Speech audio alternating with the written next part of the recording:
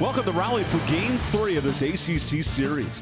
Each club has run-ruled the opponent in the first two. Now time to decide who's going home with a series win. Notre Dame, NC State here at Dell Stadium in Raleigh, North Carolina. Alongside Brantley Hatridge, I'm Evan Budrovich. NC State offense on Friday with 11 runs. Notre Dame's offense with 10 runs earlier today in Game 2. And one of the best in the ACC, Katrina Gaskins. Karina Gaskins came to life with 2 home runs yesterday. She did, and it was her bat and the anchor for this Notre Dame lineup that really got the Irish going. 2 home runs, 3 RBIs, put an exclamation point on a 2-for-3 day. So Gaskins up to 5 home runs for the Fighting Irish, and the Golden Chains were flowing in Game 2. Notre Dame wins in run rule.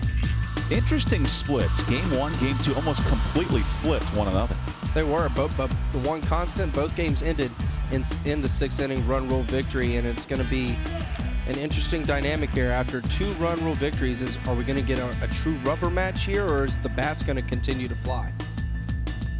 Plenty of home runs in this ballpark, that's for sure. And a challenge for any pitcher. You see all the runs being scored. 11 for NC State, 10 more for Notre Dame. In the rubber match, the Wolfpack go with the freshman who was great on Friday. Madison Insco, 5-4 record. How does she carry on what she finished on Friday? Well, it's continued to build on that momentum. You know, she's been the workhorse for NC State throughout the season, and she's going to be tasked with here trying to win NC State's first ACC weekend series of the season. And Notre Dame, you know, really found their bats in the second game of the series, so she's going to be tasked with trying to neutralize that. But the first inning for Madison Insco has kind of been the tough inning for her.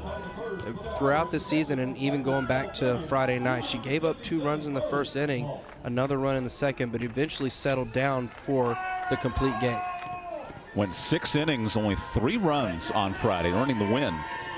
And now facing the heart of the Notre Dame order, Carly Kloss will lead things off. She goes after the first pitch. Deep to right. And that'll stay in the park for Goins. Clearly with the wind blowing out today, any fly ball could be dangerous. Yeah, Goins just kept going and going and going. Exactly. I mean, just continues to go further and further back. You thought at some point she's going to run out of real estate. Deanna, lineup for Coach Deanna Gumpf. Very similar. Peyton Tidd. Now the pitcher today, that's the one change in Game 3. Offense is now hitting .290 with 18 home runs. And if Gaskins starts picking up what we saw earlier today, good luck for opponents in the ACC. Yeah, feels like the reigning ACC Player of the Year has kind of found her stride here in Raleigh this weekend. Good play at first by Hayslip. And NC State's defense, very similar across the diamond. Good win, Marbury, Sykes, and Hayslip. Pavlik in left, Murray in center, Goins in right. And with the freshman Hassler still calling pitches, they need to find a formula to slow down all ACC standout Karina Gaskins. Well, it's no surprise for any team, really. You cut down on the errors, you cut down on the free passes, you're going to find yourself winning ball games. As Gaskins goes after the first pitch. Yeah, I mean, it was Friday night for NC State. No errors, great defense, they get the victory. First game today, Notre Dame, no errors, great defense, they get the victory. It's just defense is such an integral part of the game.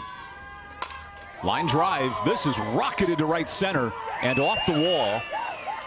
Gaskins with the longest single in the ballpark. So her last 4 at-bats, 2 home runs, and a ball off the wall. Yeah, she's really found her swing here this weekend. Struggled a little bit on Friday night, but here today, 2 home runs and nearly just had a third. Such a short, compact swing. She's not trying to do too much, just drive the ball. She's so strong, able to just drive it into the gaps. That misses up to Lexi Orozco. It was 2 for 4 earlier today, so 3 hits in the series. Orozco, oh so reliable, the grad transfer from Utah State. Only the 3rd transfer ever in Notre Dame's program as this has popped up. And a quick out to end the first. NC State to the plate when we return. This is Game 3, series on the line. And the Wolfpack look to strike first when we return.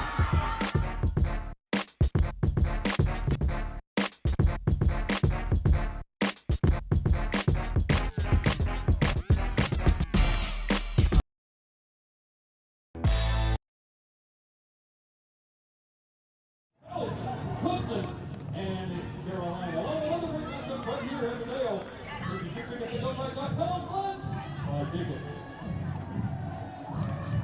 of course, fans, anytime the Wolves get a home run this season, t-shirts coming into the stands. You gotta get up, you gotta get out. Make some noise. Everybody gets it out of the park. If you want to take all the t-shirts.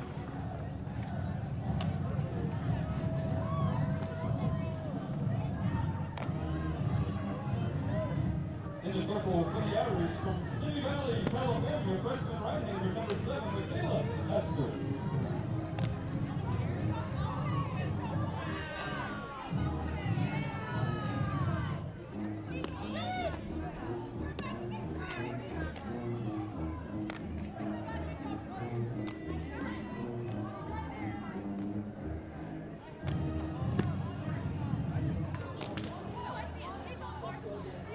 Coming to the plate, full of back.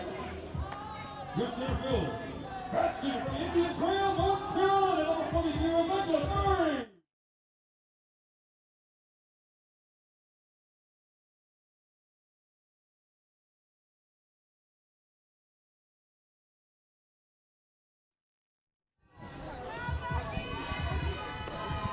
So Peyton Tidd, who started on Friday, back in the circle for Notre Dame.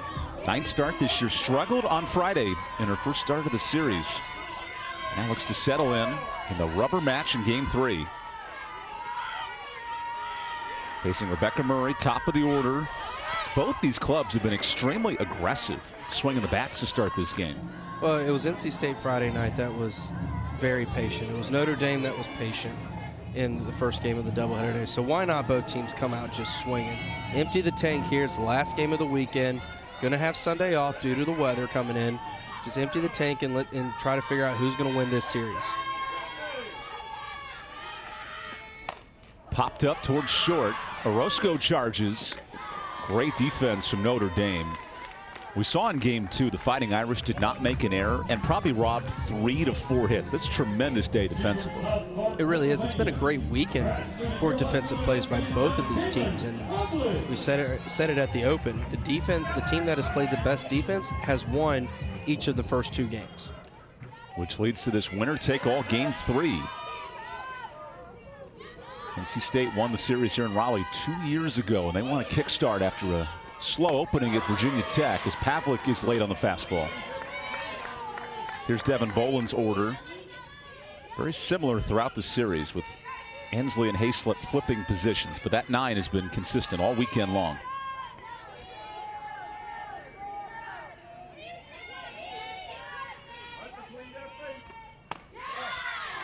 And Devin Boland told us this week, we want to find ways to steal a game, keep winning series, not get run ruled, and here's their chance to win a weekend and start off strong at home in the ACC.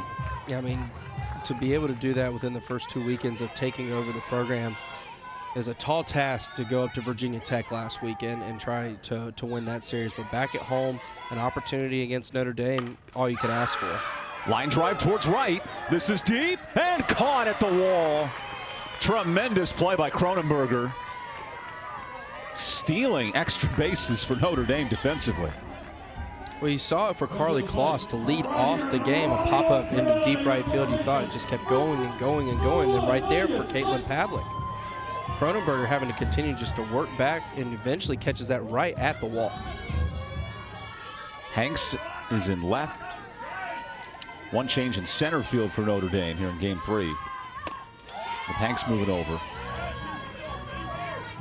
Big shoes to fill for the Fighting Irish. Abby Sweet was fantastic in the outfield the last 2 years. Now for NC State, Nadia Sykes gets the start at second.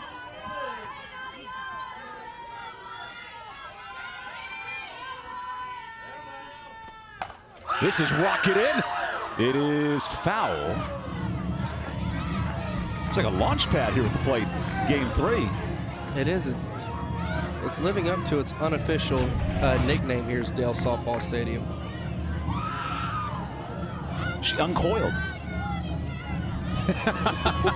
Well, put it this way, it had the home run distance. There's no doubt about that. Just unable to keep it on the right side of that foul line. Peyton Tidd on 1-0. Yeah, as a pitcher though, that's going to fire me up seeing seeing the batter bat flip like that on a foul ball, you're going to get a little extra juice from me now as the pitcher after seeing that. Let's see what Peyton Tidd has stored up. She is approaching history in Notre Dame pitching. As their strike 2.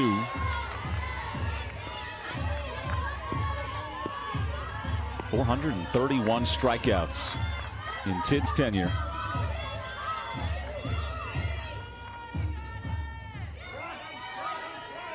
Fifth-year senior versus first-year starter Nadia Sykes for NC State. And the count's full.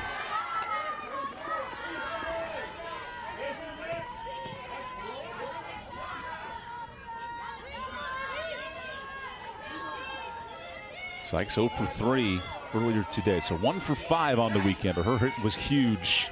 Bases clearing, extra base hit. And now the 3-2. Called ball 4. So NC State on with a 2-out walk. Both teams with 2-out runners. Notre Dame unable to capitalize on it, but NC State here with an opportunity now.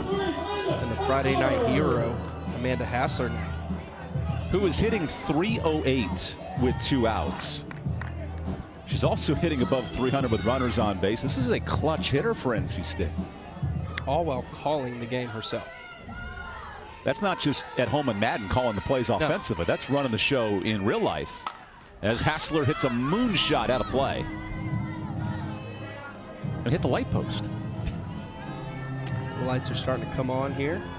It wasn't a scene from the natural. Didn't actually hit the light. It hit the pole, but you get my point. Oh, yeah. Scene set right there.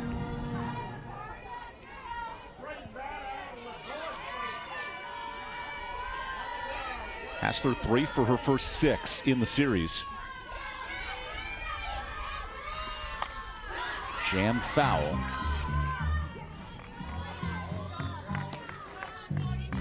Notre Dame has scored first in both games. NC State came storming back on Friday, 11 runs. For 11-3 win, Notre Dame took over late. A 10-2 win to set up this winner-go-home Game 3.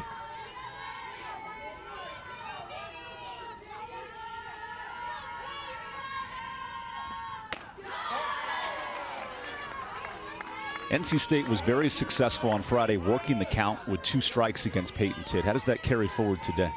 Well, you just got to build off that momentum from Friday night. I know there was a game in between, but you've seen in NC State, they've seen Peyton Tidd. Same for Notre Dame. They've seen Madison Insco, so it's just a matter of, is Peyton Tidd going to go back to being the Peyton Tidd that Notre Dame has seen, or is she going to continue, the struggle that she had from Friday night? Because she only lasted a handful of innings. And that's not the Peyton Tidd that you expect to see when she steps into the circle. Tidd went a season low 2 1/3, 7 runs allowed. So she was forced out. NC State cruised to the win. That's amazing. As many full counts that NC State faced. Now the 1-2, just a bit inside. Like the amount of counts that NC State faced, Peyton Tidd only had 1 walk. Multiple 3-2 counts. So NC State, they weren't walking, they weren't striking out, they were just putting the ball in play consistently Friday night.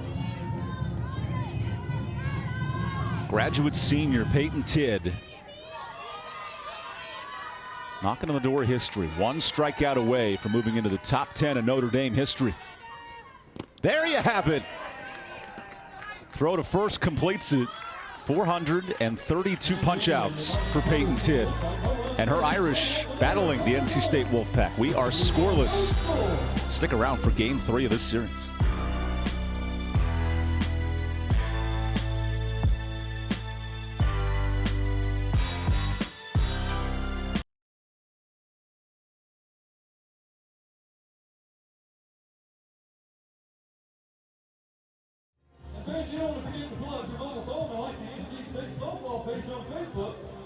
Follow the team on Twitter at Beck Softball and on Instagram as well as NC State Softball. Keep up with all the latest news, behind the scene looks, and ways to win prizes throughout the season.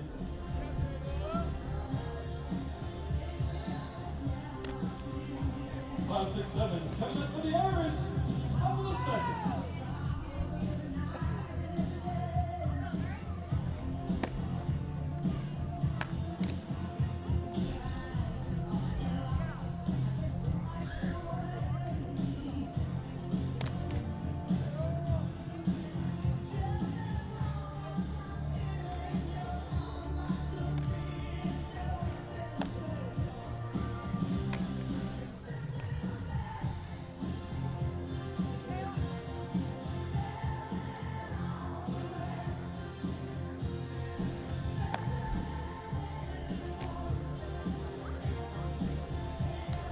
to the second inning, leading off for the Irish here in the contest.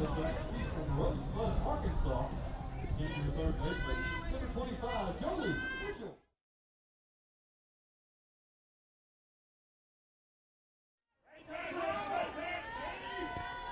Welcome back to Raleigh, wrapping up a doubleheader to decide Game 3 of this series. And Madison Insko back to work.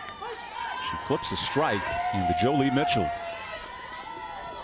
Mitchell hit the ball about as hard as anyone in the park in Game 2. 3 sharp singles. Out in front of that pitch.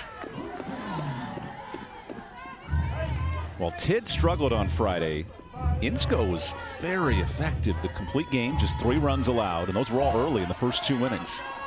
And after that second inning, that 1 run in the second, Madison Insko threw up nothing but zeros for NC State, and the Wolfpack were able to continuously build their lead.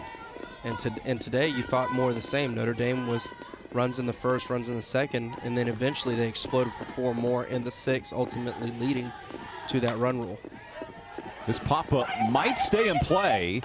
A slip in front of her dugout. There's the first out.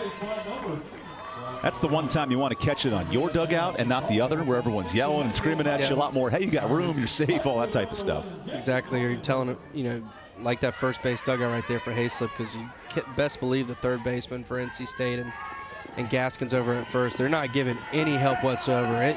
It's out, it's out, it's out, it's in. That is a foul ball. Off the hands there of Cronenberger. Talk about the ball finding the bat. Oh, yeah. Yep, right off the knob. Not the way she drew it up. There's a swing and a miss. We talked about the Oscars, here this week, and that would have been a great Oscar moment for Cronenberger to be able to say, "Oh, that hit my hand, not the bat." Got to shake it out a little bit, at least get him to talk about it. No award being handed out on that pitch. Cronenberger has already robbed an extra base hit today. She reached base 3 times in Game 2. Notre Dame had all 9 players get on. 6 of those players scored, so it was a balanced win, 10-2. And that's called strike 3. First punch out for the freshman Insko. What a great change of pace pitch there by Madison Insko. She had been going, fastball, velocity away, and then comes in with that off speed right there on the outer half of the plate. The true freshman and now ace of the staff, Madison Insko, gives up a fly ball. Havlic's there in a quick inning for NC State defensively. Wolfpack come up 5-6-7 when we return. Don't go anywhere.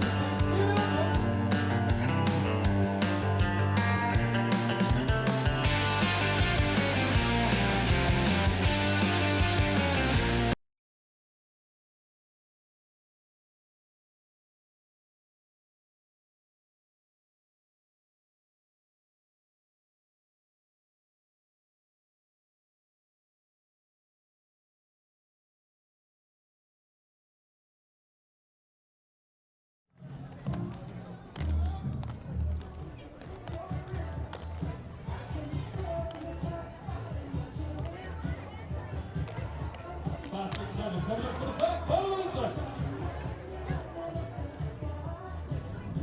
Congratulations going up to Chris. Chris knew, I didn't know, Chris knew that the best pitcher was Shimoda.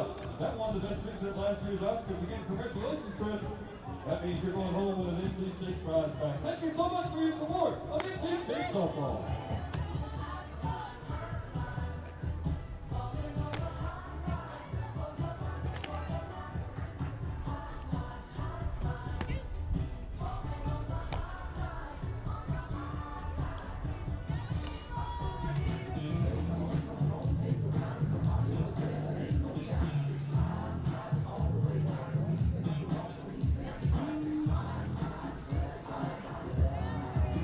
Leading off, the bottom of the second quarter,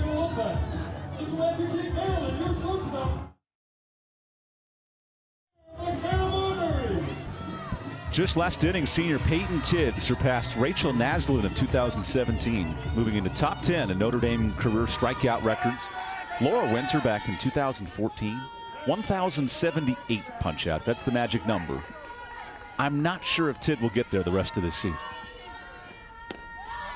I don't think she will, but to be able to say that you're a top 10 in any statistical category is a fantastic achievement. Peyton Tidd has put in the work over the years, and it's nice for her to see the fruits of her labor right there with that strikeout, that milestone strikeout to end the bottom of the first inning.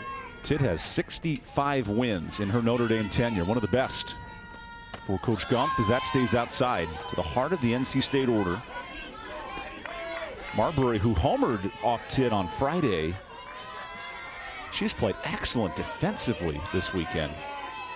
She has, and it was the second inning for NC State that got things going on Friday night when it was Marbury and Hassler with back-to-back home runs.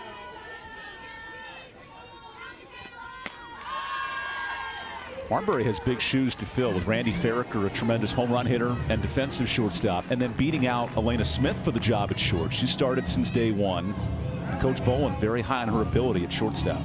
You've seen it throughout the weekend. She is a solid defensive shortstop, and she's only going to get better throughout her tenure here in Raleigh, but it's just a matter of building on that confidence and continue to swing in the bat. Taking a 4-pitch walk, so Marbury's on to lead off the second. And this is something NC State mentioned with the coaching change this week. It's not all about scoring one run at a time. Runners on, small ball. Spent 20 minutes practicing bunting in day one for Devin Bowen. It's a new approach offensively. Yeah, I mean, keeping runners on base keeps the pressure on the opposing team defensively, opposing pitcher. Home runs kind of reset the whole dynamic of the inning, so continuously going gap to gap, keeping runners on the base pass, that's how you can really do some damage. This is a dangerous pop fly that Orozco cleans up. Now goes back to first. Whoa. Marbury just got back in time. I mean, talk about... They're playing with fire there. Exactly. I'm not sure why she's not diving back into the bag. I don't know if she thought maybe there wasn't going to be a throw, but again, it's the shortstops, Marbury and Orozco. They have flashed some serious leather this weekend, and Orozco going all the way to that foul line in left field and nearly turning a double play. Sydney Sherrill of Florida State may have been one of the best infielders in the ACC last year, but now there's a fun competition who can fill those shoes. Seeing some good ones today with Orozco and Marbury defensively. Yeah, I would definitely agree that Orozco has thrown her name in that best defensive position in the ACC. She plays a fantastic shortstop. Taylor Ensley works on a 1-1 count.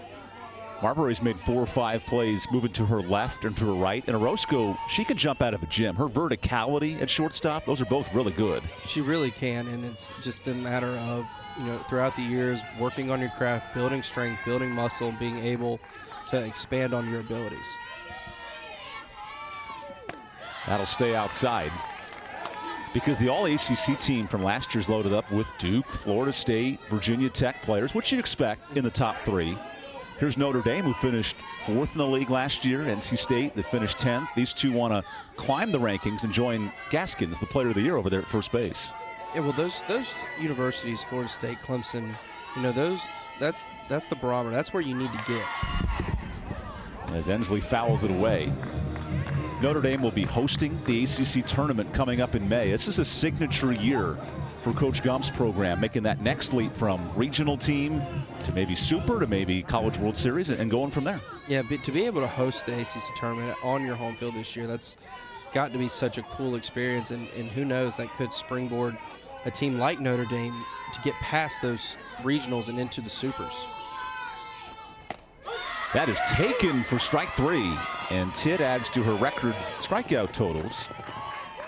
433 in Tidd's career. I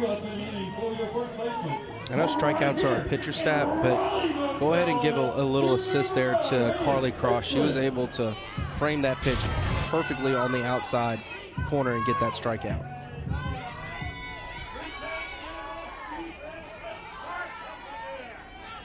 Monica Abbott's the all-time strikeout leader in college softball, 2,440. To put that in perspective, out of the ACC, Angela Tincher back in 08 in 2,100 range.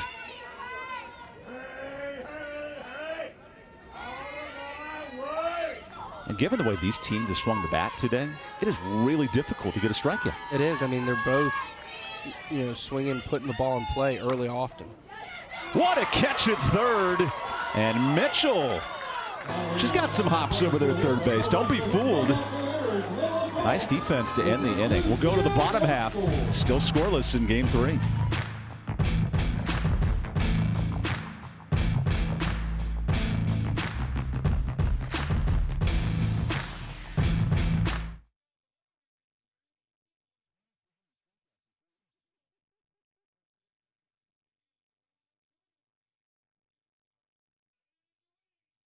For all of our lucky St. Patrick's Day fans. And fans, NC State softball would like to welcome the 12 top next recruit softball team to today's game. Put your hands together. The top next recruit softball. Thank you for your support of Wolfpack softball.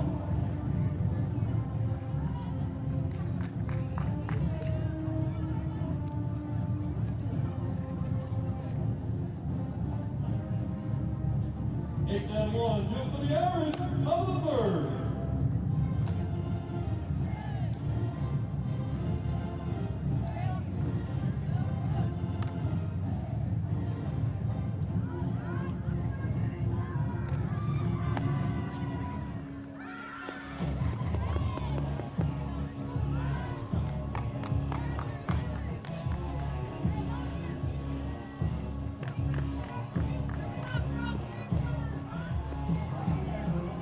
Head to the top of the third, coming to the plate. Second baseman.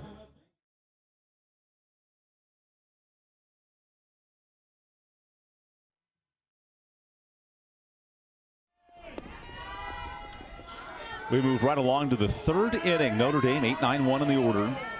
Brooke Marquez leads things off. And Madison Insco, who avoided her biggest deficiency, if you will, first inning pitching, has now settled in. You date back to Friday night. This is 6 straight innings without giving up a run. And she's really been in a groove for NC State, and she's been that workhorse for the Wolfpack all season long. And that's something Devin Bowen told us directly. We need Insco to develop to the ace of this staff. She's now the leader. She's the emotional and clearly the physical leader. And someone NC State needs to win games in the circle. And that's a big ask of a freshman. To be a workhorse, yeah, that means you just throw a lot of innings. But to ask someone to develop into a leader is a big ask. Certainly helps with good defense behind her. There's Rebecca Murray for the first out. And Insco to open this series as she thanks her center fielder. I mean, 3 runs allowed against a top 50 hitting team in Notre Dame. That's really good. It really is. And, I mean, she did get hit around with those 8 hits, but she spread them out a bunch early on in the game. But then as the game progressed, she was able to not let the hits compound. And she's not a big strikeout pitcher. She's not going to have big strikeout numbers. But what she's going to do is get weak contact. 10 fly ball outs in her start. So the 8 hits, the 10 fly outs, kept Notre Dame off balance and helped NC State win its first game in ACC play. Mickey Winchell hits with 1 out. True freshman from Livermore, California. One of 10 California products. Deanna Gumpf, also from La Palma, California, make it 11 on the Notre Dame staff. There you go, another fly ball out. It's one thing to pitch to fly ball contact in a park that's 250 feet, but to do it here at Dale Softball Stadium, that's even more impressive. It is. I mean, because teams see the the numbers out there down the lines, 200 apiece. So they're going to try to swing a little harder and get the ball out of the ballpark. And so to be able to get pop flies, weak contact pop flies, that just shows how effective Madison Insco has been. Top of the order for Notre Dame. And Kloss goes after the first pitch. Boy, Sykes read the bounce just perfectly. And that leads to a 1-2-3 inning. Defense on full display here in Raleigh. We'll go to the bottom of the third after this.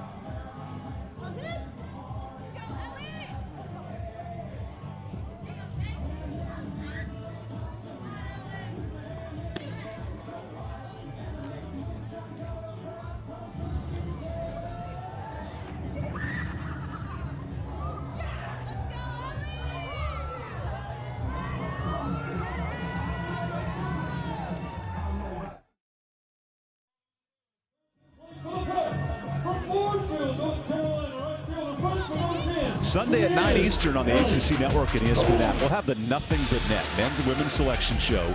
Break down the brackets, preview the tournament. Kelsey Riggs with Luke Hancock, Carlos Boozer, Joel Berry, Muffet McGraw, and Kelly Gramlich. I'm not sure if Joel Berry's Carolina Tar Heels will make the tournament this year on the men's side. I don't know, man. It's going to be a tough job for the North Carolina Tar Heels to get in. I mean, all the brackets, Joe Lenardi saying that the Tar Heels are going to be on the outside looking in, and preseason #1 to not even make in the tournament. Meanwhile, NC State has a chance for both its men's and women's programs to qualify.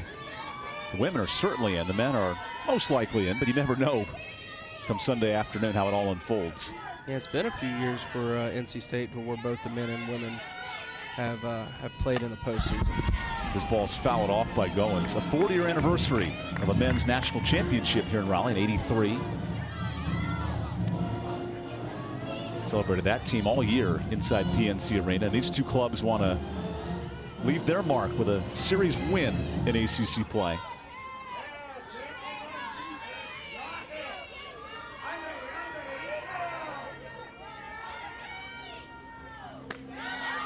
Tidd's pitch just misses outside. Notre Dame, meanwhile, 23 straight regional appearances. Fresh off a 40-win season. The legacy's right up there with the Big Four: Florida State, Clemson, Virginia Tech, and Duke. They're like the pinky finger, equally important. They have value. You just always recognize the first four, but that pinky gives you a little extra depth in the league. And it's amazing how it became a big force so quickly for the ACC. Florida State winning the national championship a few years back, and then Virginia Tech kind of building their program. Duke and Clemson start programs and just off to the races. In the last 5 years as well, it's been a quick turnaround. That is taken inside, so a leadoff walk for Ellie Goins. And yet, with all these big powers, Florida State's won 6 of the last 7 tournament titles. Duke being the one team to sneak in and win a tournament. I mean, the ACC has been, Florida State Central. Softball has gone through Tallahassee and Lonnie Alameda, and it's just a great opportunity for these schools to say, okay, Florida State is where we need to go. And the one team to sandwich this whole bracket in is NC State back in 2013.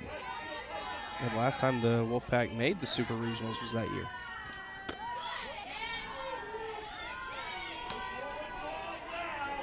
So these two clubs are postseason savvy, a little more recent for Notre Dame.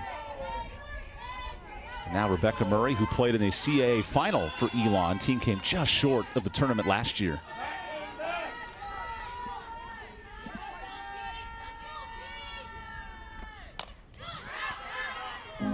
And that's the reason why a lot of players will grad transfer from the mid-major to the Power Five, is to get that chance to compete at the highest level.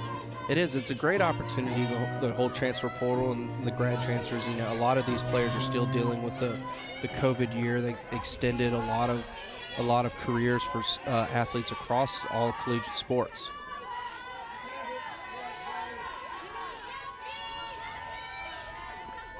Tidd to the fastball. And there's the grad transfer Orozco for Notre Dame. We've noted this weekend, but Notre Dame does not open up the gates to the transfer portal very often. She's just the 3rd ever transfer to Notre Dame, and that's what Deanna Gumpf likes, her ability to play. She was teammates with Tidd in high school, and they said she's a really good player, but she signed to Utah State as a freshman in high school. Didn't have a chance to talk to her at that point. And all these years later, reconnecting the dots. They talk about a lot of impact transfers. None more, so far early in the season, I would say, than Lexi Orozco, having to come in and fill the shoes at shortstop for Notre Dame. And not only is she filling them, I feel like she's exceeding them. She plays such good defense.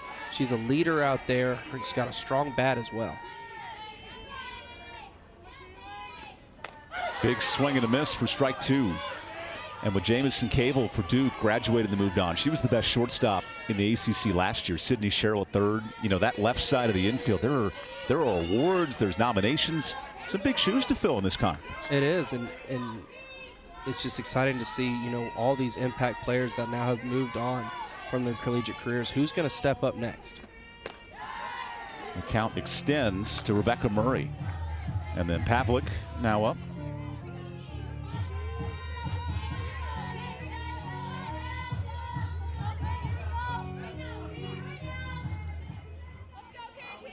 Peyton Tidd's held NC State off the hit column so far. Next again, 2 strikeouts. Almost a third.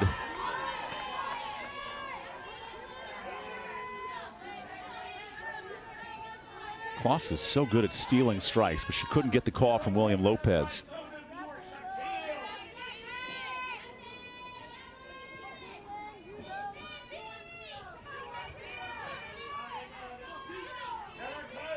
Now the 2-2 with the runner moving, that's tip foul.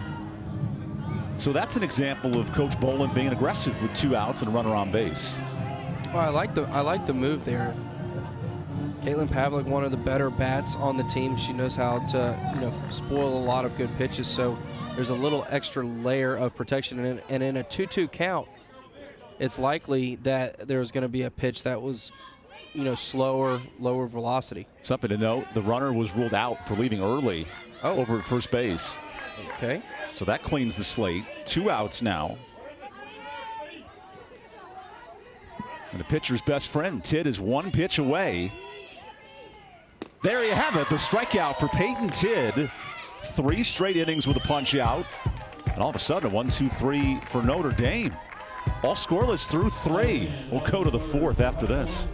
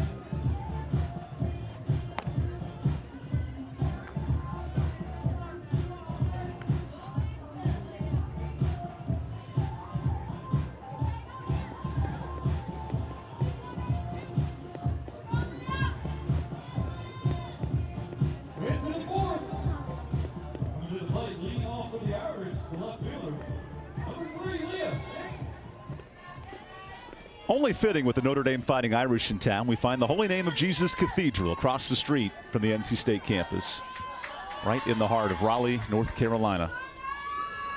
Good combinations. This bunt is blessed right back to the circle, and there's a pop out for the first out of the inning. Madison Inskill playing with some freshman luck right there.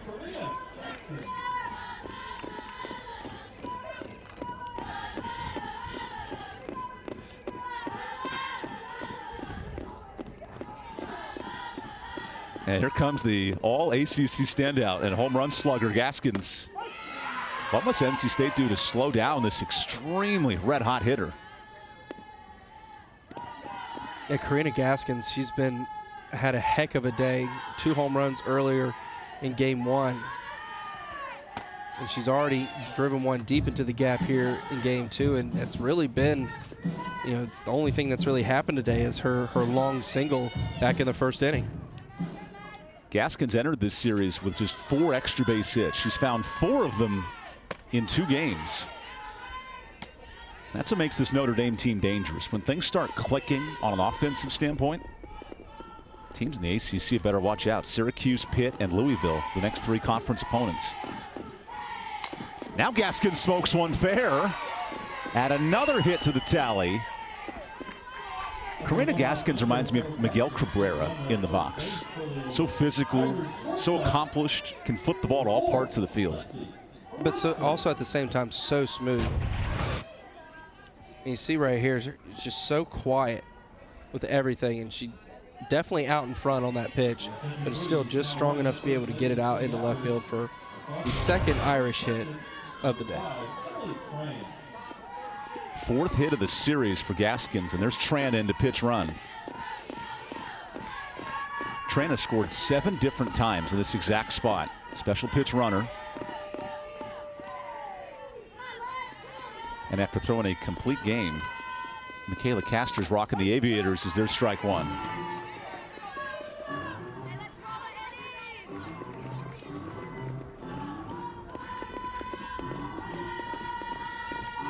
Lexi Orozco, ton of power in this Irish order, smacks one out of play. That's one thing I've never really understood, showing bunt and then bringing it back and swinging at the pitch. I get it when you're ahead in the count to try to throw off the pitcher. A lot of it's a timing thing too as a hitter. Orozco rips one to third, and there you go, base hit. Tran heads to third. She's safe. Orozco follows suit. And that turns into a double for Notre Dame. Just inches away, Hannah Goodwin able to make a probably would have been an ending inning double play right there, and she just glances off the glove. And because it gets away so slowly, Tran's able to go all the way from first to third, and Orozco in with a double. And that's why you bring Tran in to run. Exactly. That creates the extra 60 feet.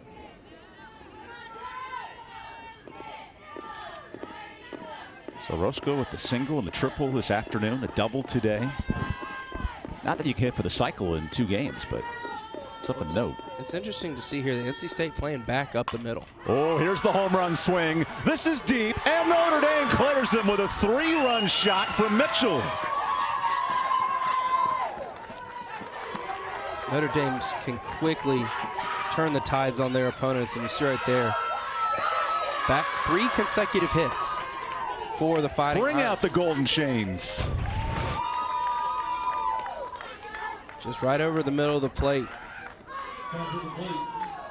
That's the 2nd home run of the season for Jolie Mitchell. Couldn't have come at a bigger time for Notre Dame in the rubber game, which to this point was a complete pitcher's duel between Tidd and Insco, and Notre Dame the first team to break through. That's the 6th hit of the series for Jolie. She is on fire. That is gold level hot. And yes, I realize, folks, that blue and orange are the colors that are most warm, but bear with me there. Play along. I'm here for it. Jane Cronenberger hits with 1 out, and she smacks a fly ball. Wynn's playing a little bit of a doozy out there for Sykes, and she has it.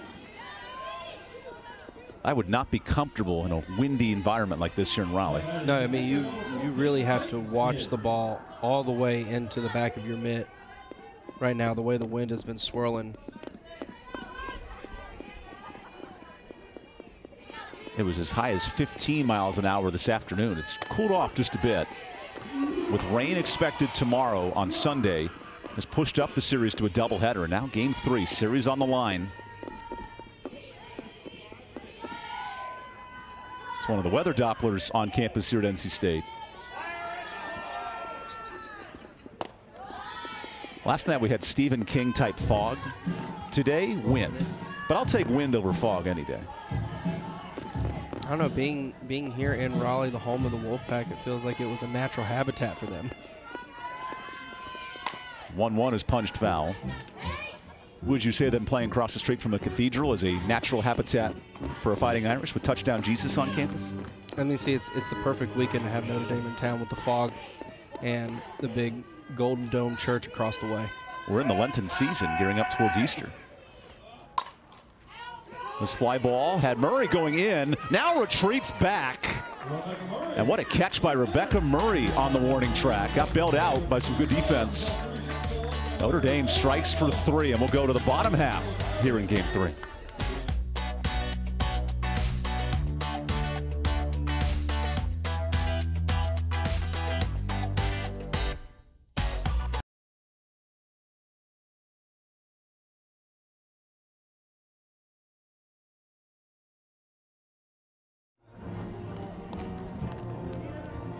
today's lucky item, a hair tie. If you've got a hair tie, and you're the first to meet our fans, our press box, with a hair tie, you're going to go home winner.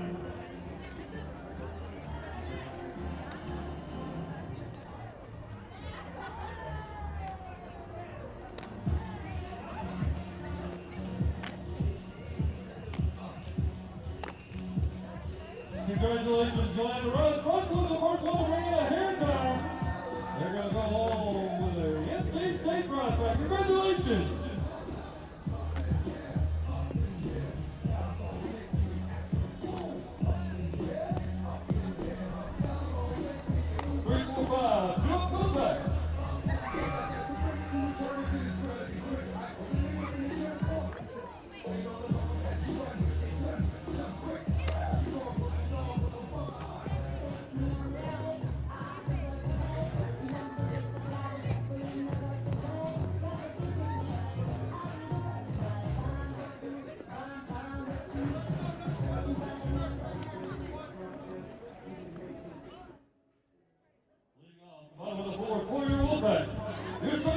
Head coach Deanna Gump has built a behemoth here in the ACC. 23 consecutive tournament runs. Arizona with Coach Caitlin Lowe has dominated the circle with 35 straight years. But out of the ACC and the Big East Conference, Notre Dame's been a national power the last 2 decades.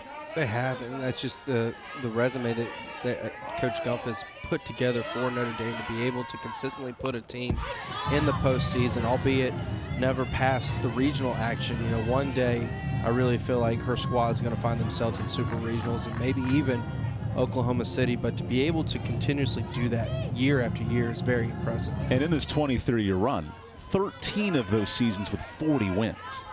So you're winning 75% of your games. Add in some impact transfers like Orozco, and maybe the door's starting to open for Notre Dame. That pitch will certainly help from Peyton Tidd.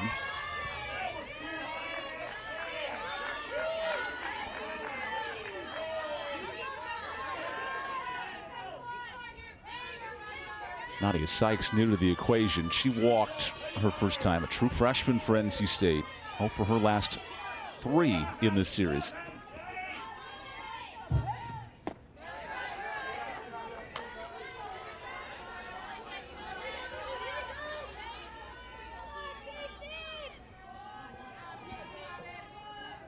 There was so much energy early today. Now it's kind of settled in here in the second game, final game of the series. I mean, up until the top half of the 4th inning, there really was not a whole lot going on in this game. There's the strikeout. So Peyton Tidd, 4 punch-outs tonight. Nothing from a hitting standpoint, plenty of good pitching so far. Well, this is the Peyton Tidd that you kind of expect to see for Notre Dame when she steps into the circle.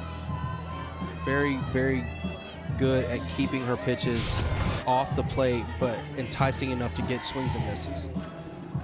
And Peyton Tidd was mano-a-mano with Alexis Holloway last year as 1-2.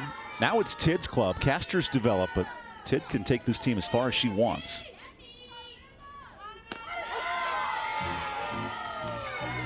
She's got some wicked movement right now.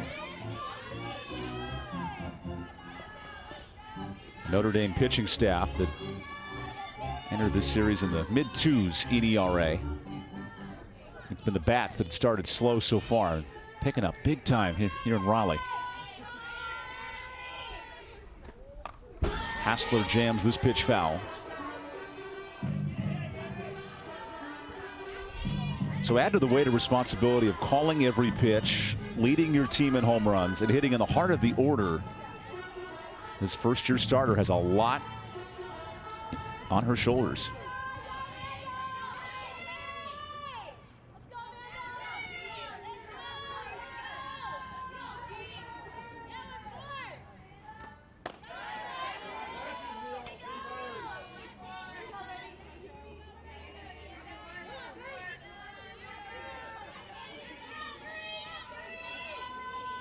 Hassler out of Connecticut entered this series on an 0 for 8 slump, but she has come to life here for NC State.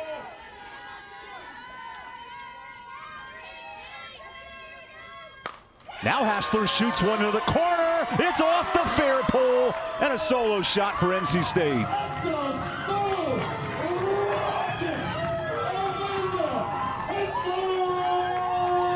That's how you respond after giving up a home run in the top half of the 4th inning. With Notre Dame getting up 3-0. Amanda Hassler single-handedly trying to swing NC State back into it. And keeps this ball just fair for her 2nd home run of the series. Her 3rd home run, in fact. I'm glad we're on the same page with the fair pole thing, not the foul pole. Agreed. It's in fair territory. It determines if the ball is fair. I mean, as a pitcher, I would have loved at my time to if it hits it, stays foul. Just don't hit the pole. Go to the left of the pole, we're good. And the strength to be able to keep that ball fair is highly impressive. Because she was out on her front foot on that swing, but she was able to keep her hands back long enough to be able to just rocket it over that left field fence. Hassler up to 5 home runs, 60% of that coming in the last 2 days. As their strike 1 to another home run threat from the weekend, Michaela Marbury.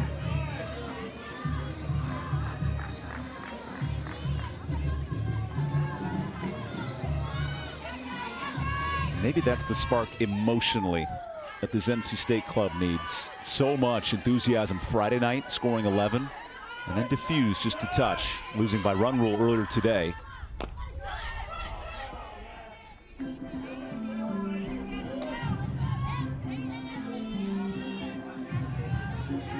And this is really the first big success for Devin Bowen as the new coach leading this program, right? You go to Virginia Tech, you lose 3 competitive games, and now you have a chance to win a series. A much different mindset here in Game 3.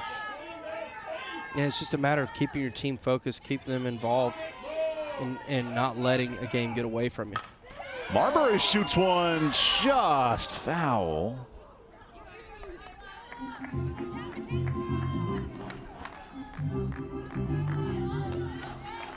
This feels like an inning that could be explosive for NC State if they do it just right. Peyton Tidd has other intentions. Well, the way the Wolfpack have swung the bat, you know, going back to Friday night against Peyton Tidd, a 3-run lead is most certainly not a comfortable lead.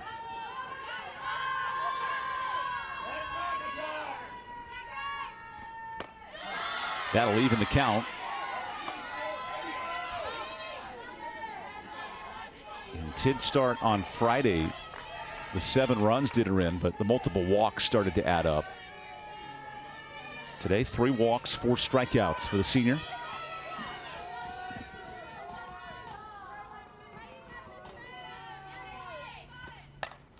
Another foul ball.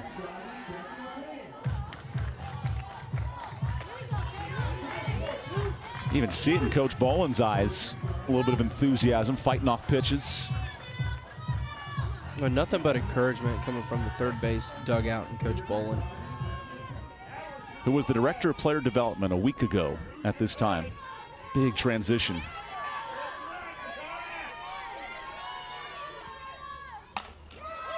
Orozco showing off the cannon for the 2nd out, robbing her shortstop counterpart. And now it's like the Bird Michael Jordan commercial for McDonald's. Anything you can do, I can do better. And they play pickup and they go for hours and hours. Well, I mean, Orozco is just, she's the consummate player out there at shortstop. You know, if I'm Michaela Marbury, while Orozco is my opponent, if I'm going back and I'm looking at certain things, I'm watching how Orozco plays shortstop. The way that she centers the ball in front of her and is able to make a strong throw to first. NC State going to its bench. And Kaylee Lambrecht will check in, her first at-bat of the series. Wolfpack leaning on a veteran in this spot.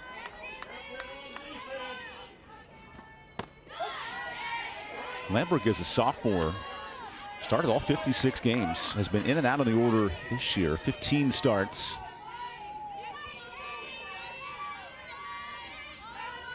Her last hit came on February 24th. Would love to break things open here in a pitch hitting role.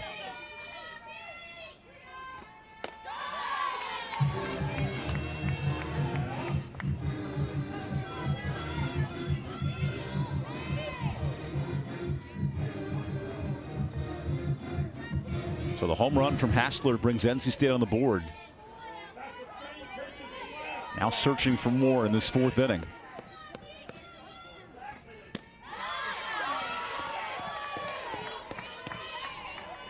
Carly Kloss puts on a yoga display behind the plate. Her flexibility, trying to earn those strikes, that is a pitcher's best friend. It really is. I mean, to be able to steal maybe a strike or two or more a game, that helps out a pitcher so much, knowing that you can throw a pitch and try to steal one.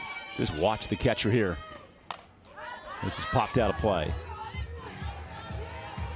Well, she stays low, too. That's a very important piece because she's about the same height as the home plate umpire. So she's got to stay low to give the home plate umpire plenty of visual, be able to visually see where the pitch is coming in. So by doing that, she's able to bring pitches up back into the zone a lot easier. Tidd hits her target. Slow roller to Orozco. The crack of the whip of that arm. Boy, Orozco's got a great cannon at short. We're seeing it all weekend long. Notre Dame maintains a 2-run lead with their stud transfer shortstop getting it done.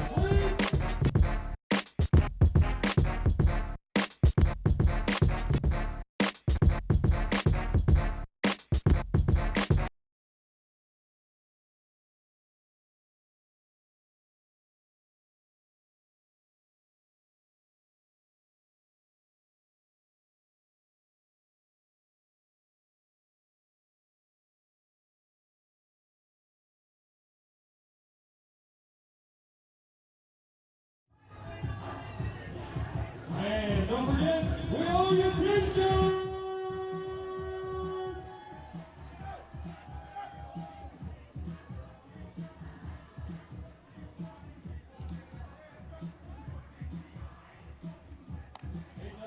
Coming up for the Irish, double pitch.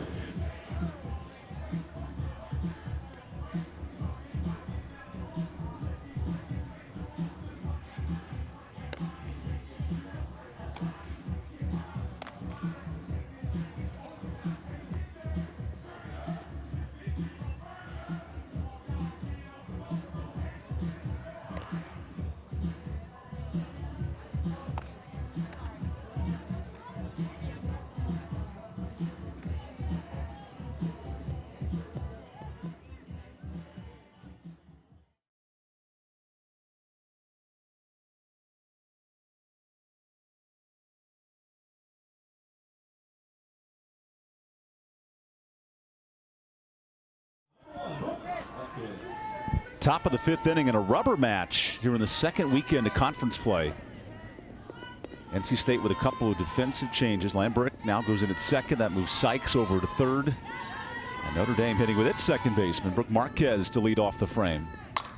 Marquez wastes no time. Hayslip runs out of room. So if you're Madison Insco, just get a run of support. How do you put up a 0 and keep NC State in this game?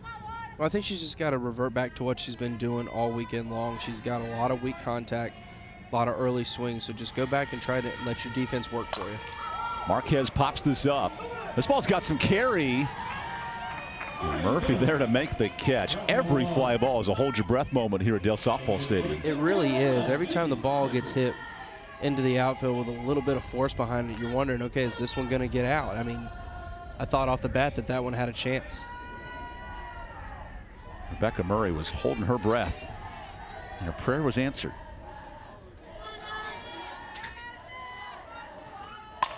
Another fly ball to left. This one far less dangerous. 2 quick outs for Insco and NC State. Here's some of our featured upcoming baseball games on the network at ESPN. Number 19, NC State hosts 17th ranked Virginia this Thursday at 7 Eastern. That's game 1. And then Friday at 8, 11th ranked Virginia Tech and Miami start a 3-game matchup in Coral Gables. And then coming up on Saturday, Notre Dame at number 5 Wake Forest, who lost to Duke this afternoon. So no longer with 2 losses. Their first of our weekend set. ACC baseball, 8 ranked teams in the top 25, 5 in the softball poll. There's a ton of talent in this conference. It really is. I mean, both baseball and softball produces a lot of quality teams that find themselves in Oklahoma City and Omaha, respectively. Insco's throw is bobbled by Hayslip. So that's an error, and it extends the inning. I'm not sure what happened there. Yeah, that's going to be on, should be on Madison Ensko. She looked like she kind of took her time and didn't really throw the ball over there. I mean, the first baseman is going to sit here and tell you I should have had that 10 times out of 10, but that one's all there on the pitcher there for not hitting right in the chest. Which leads to a hard ground ball. Lambert collects, and that time NC State cleans it up. To end the inning. One pitch later, a quick frame to Madison Ensko. Bottom of the fifth we go. Got a fun 2-run ball game here to close out the series.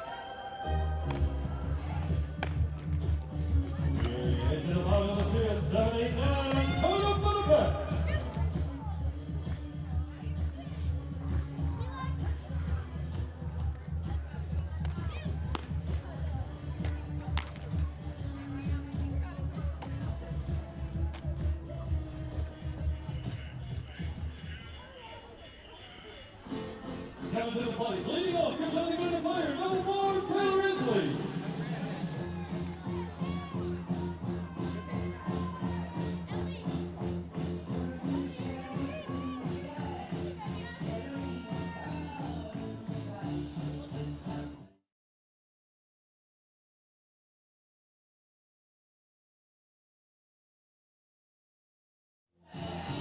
It all comes down to this. Bottom of the fifth, NC State with a home run. Notre Dame with a 3-run home run. That's been the offense today. And now 3-1 in the fifth. Peyton Tidd, who struggled on Friday, much better today. And she'll work to the bottom third of the NC State order. Ensley, Hayslip, and Goins.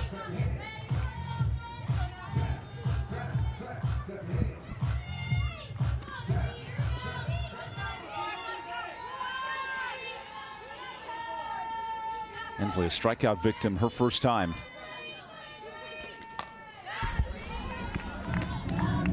Pitchers have done a nice job today of jamming both teams' hitters and forcing a lot of weak fly ball outs. They have, and that's a key in a ballpark like this, that home runs are early and often. Getting in on the hands allows you to get a lot of weak contact and soft pot flies, albeit the ball still seems to find a way to fly here. This is a much harder hit fly ball, but it drifts out of play. Peyton Tidd in her 5th and final year looks to wrap up a neat story against a young NC State roster that earned its first ACC win on Friday night. Now wants its first ACC series win since going to Boston College at the end of April last year.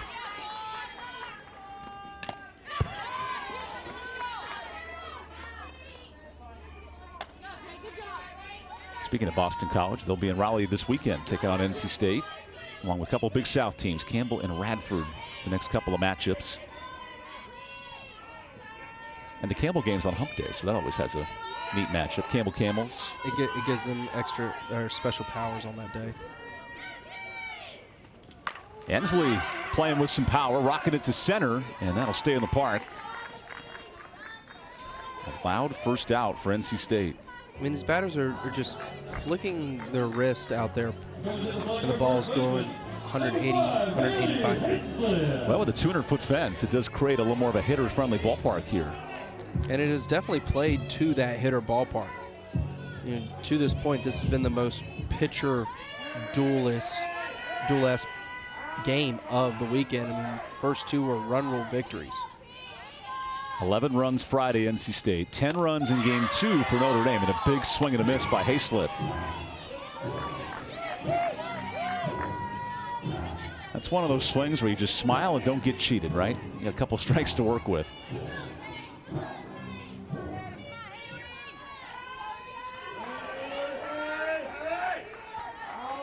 Peyton Tidd surrendered just one hit. That's the home run. And is one strike away from getting a second out.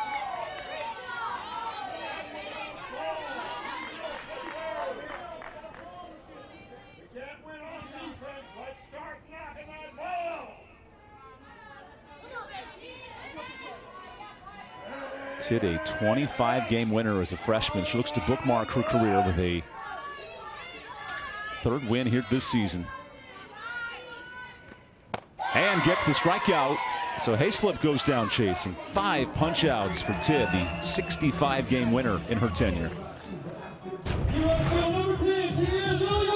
It's just a steady diet of rise balls to Haley Hayslip in on the inner half of the plate. Rise balls, change-ups. That's the mix for NC State. And now with 2 outs. Well, I like what Coach Bolin did right there. Peyton Tidd has been in such a groove all day today. She gets 2 quick outs, a pop fly and a strikeout. So go down, talk to your right fielder, Ellie, go and see if you can disrupt the momentum and the pace that Peyton Tidd is going on right now. Tidd is 2 strikeouts shy of her season best. 7 back on the first weekend of the year against Cal State Northridge. The Matadors. Between the Banana Slugs, the Matadors, the Mustangs, there are a lot of neat mascots in California. Don't forget the Tritons of UC San Diego, newly Division I in the Big West Conference.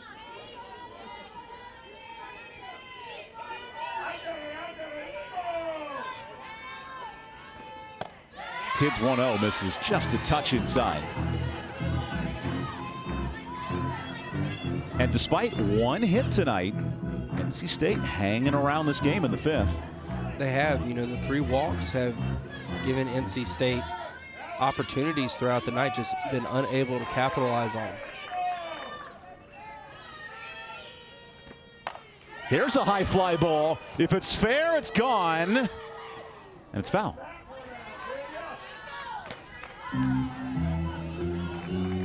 That's twice now NC State has gone down the left field line with plenty of home run distance, just unable to keep it fair. That's the challenge against a quality 5th-year pitcher like Peyton Tidd. Not many mistakes tonight with a series on the line here in Game 3. 3-1.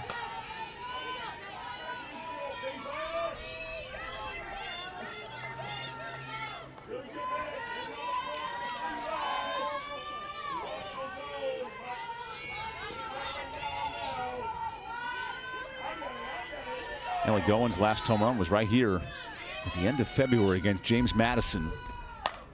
Now she skies one behind the plate. Kloss can't get to it. Now they're our wide angle lens. It's so powerful, it zooms all the way in. It just can't shoot like that far wide. Credit to our camera crew today. Doubleheader, tremendous work. Justin Stoll, our director, Lucas Raycraft, our producer. Tremendous talent here in NC State. I mean, these guys are rock stars. Brantley Hatchard, you powered down 4 slices of pizza between the game. Tremendous talent. I am.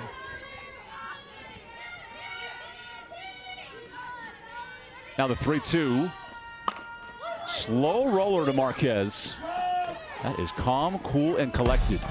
Notre Dame's defense has dazzled all weekend long. The Fighting Irish up 2 as we go to the 6th.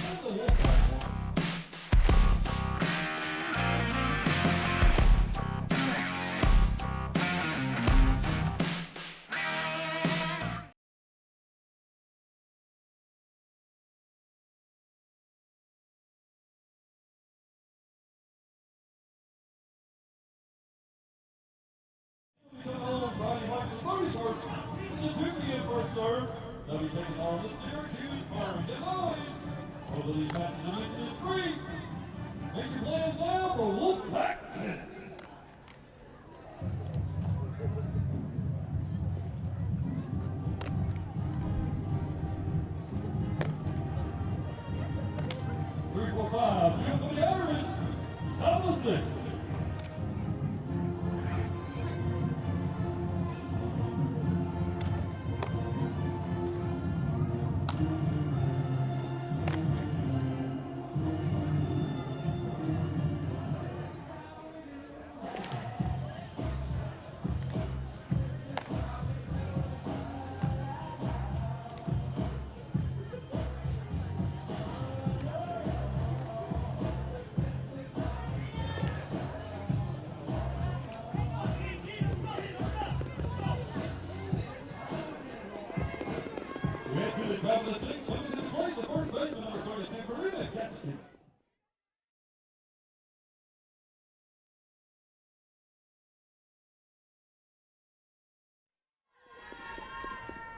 Welcome back to Raleigh as Madison Insco faces one of the most dangerous hitters in this series. All ACC standout and bubble-blowing extraordinaire, Karina Gaskins. 2 more hits here in Game 3 after 2 home runs earlier today. Now shoots a dangerous fly ball to right that just stays in the park. Sunday at 9 Eastern right here on ACC Network and the app. We'll have our Nothing But Net men's and women's special where we break down the brackets and preview all the games for the 2 tournaments. Kelsey Riggs hosts with Luke Hancock, Carlos Boozer, Joel Berry, Muffet McGraw, and Kelly Gramlich. Notre Dame could be a 1-2 seed on the women's side this year. Talented club to win the ACC regular season.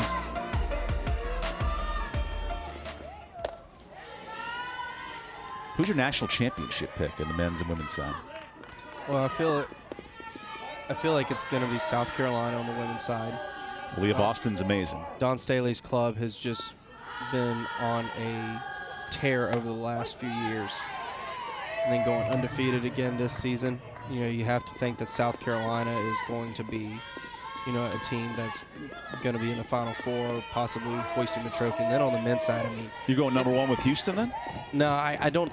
It's hard to go with Houston. I mean, you could honestly go anywhere. I feel like point guard play is paramount. Point guard play and shortstop play are very important. Honestly, I think it could be UCLA. That's a top 10 team with Mick Cronin. As Kloss smokes the 1-2. Talk about standouts. That ball is way out of here. And Lexi Orozco with a no-doubter. So I've been asking all weekend about the fence. Well, Orozco says, I got you. Just going to hit it over the secondary fence behind the left field wall. That one rolls all the way out past the track. Oh. So she's officially hit for the cycle today between Games 1 and Game 2. The doubleheader cycle. She wanted to put her head down and just go into her trot, but she knew she got all that one. Kind of wanted to see, all right, how far did this one go?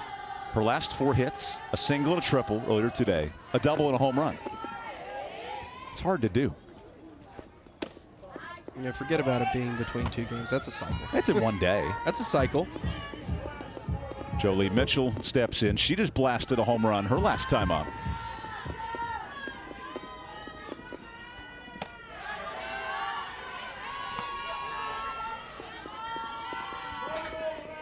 That ball was touched and not missed. There's been a few wall scrapers.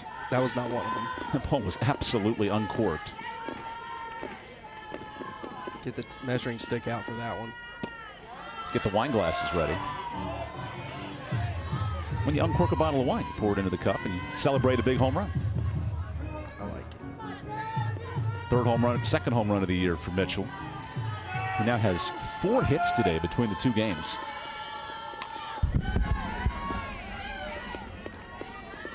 And Jolie Mitchell did not miss in the 4th inning. That was a big home run in the first game for Notre Dame. At 3-0 Notre Dame. Now it's 4-1 as the home runs have been all the story. Maybe another one for Mitchell. There it goes. Good night.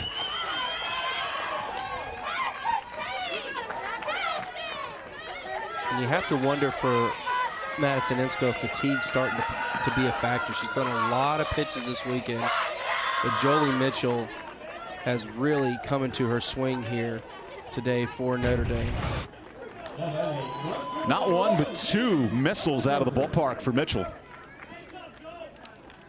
It was Gaskins in game 1 with 2 home runs, and it's Mitchell here in game 2 of the day, game 3 of the series with a big fly, and that's how you respond back. 7 hits on the weekend for Mitchell. That'll bump up a 264 clip pretty quick. This is a high fly ball to short. There's the second out on the Cronenberger pop-up.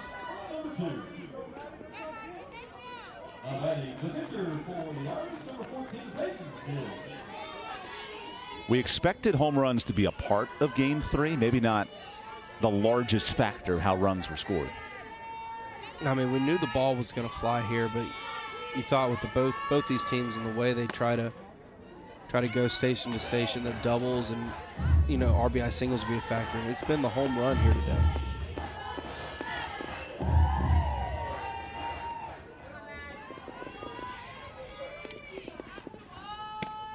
That 1-0 stays outside. And if you do miss to a hitter like Peyton Tidd or Mitchell or Orozco, as we've seen, there could be some dangerous implications.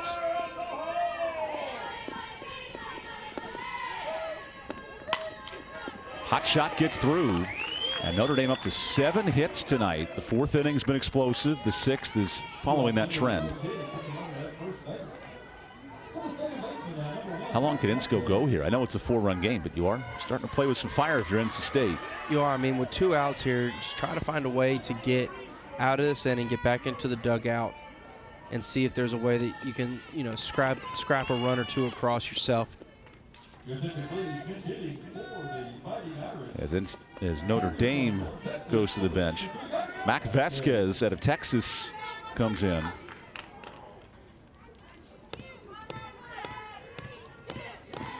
Coach Deanna Gumpin mentioned there's about 12 to 13 hitters we want to see regularly in the order. It's been pretty consistent 9 this weekend, but a chance to exercise a little bit of that depth today, as Vasquez wastes no time on that pitch. First at bat of the day, getting colder. Been at the ballpark a long day, and Vasquez wastes no time swinging first pitch there. You like the aggressiveness.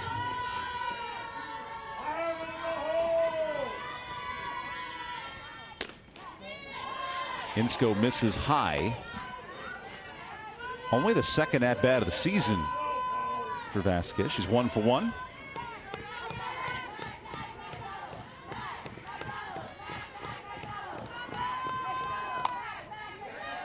Ooh, that ball was snuck in the press box and almost hit our cam off behind the plate. A risk and reward.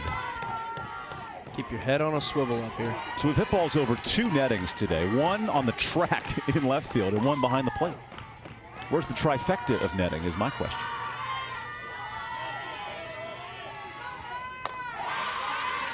Count looks even.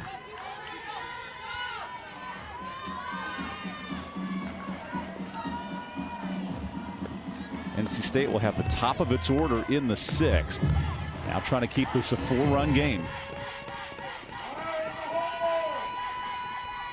Vasquez rips one to second. There's Lambrecht. That ends the inning. Not before Notre Dame goes back to back. It's a 5-1 game.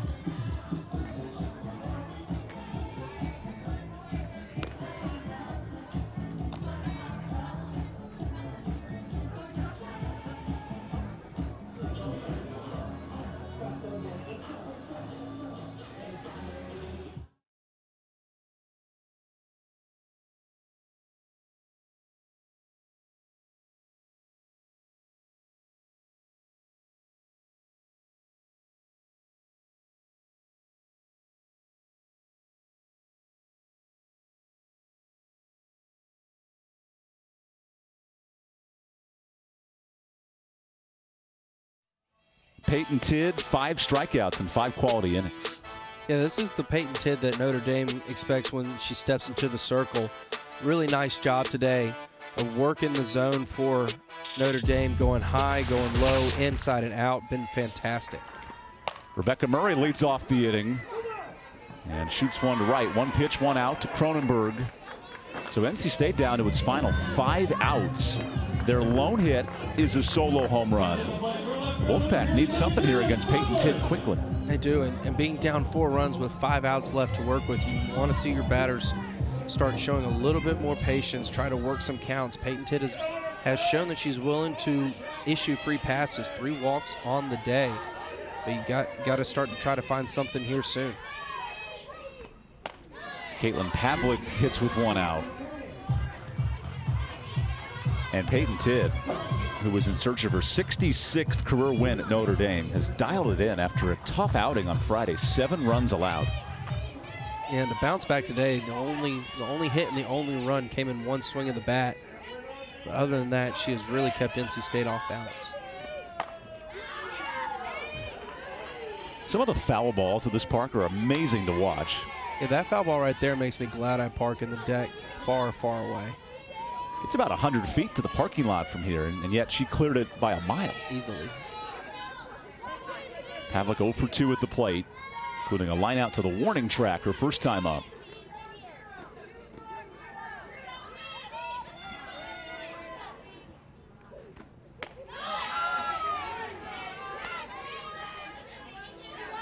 Two, 3, 4 in the NC State order. So after scoring those 11 runs on Friday, you take 13 innings now. Just 3 runs for NC State.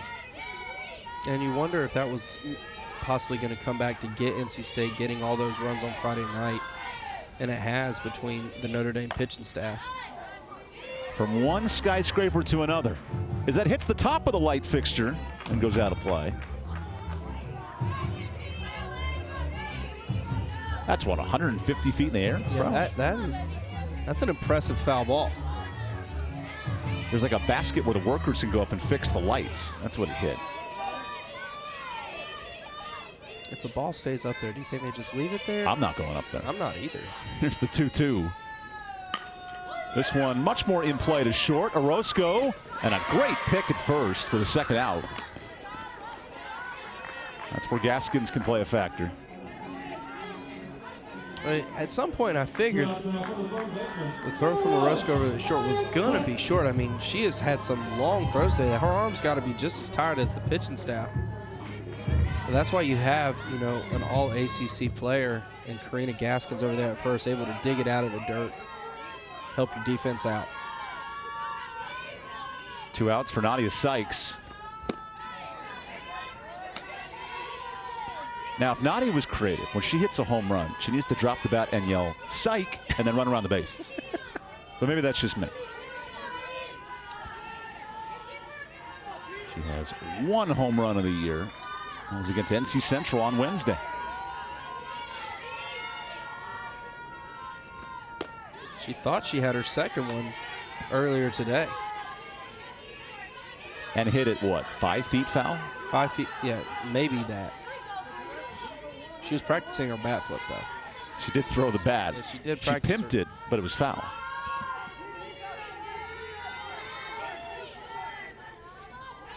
Peyton Tidd's been locked in. 1 hit allowed tonight. There's strike 1.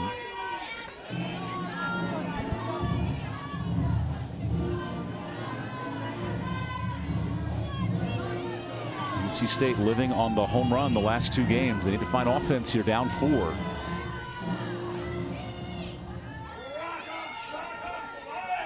Peyton Tidd has shut the door here in her second start of the weekend. Lock it in for strike 2.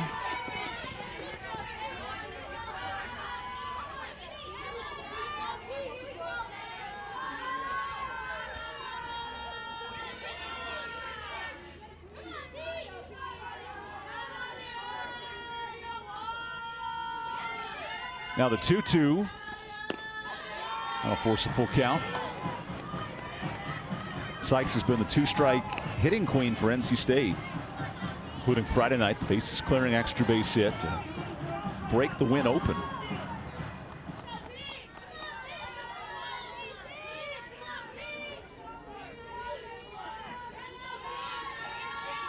Tidd sitting on 5 strikeouts, brings it home.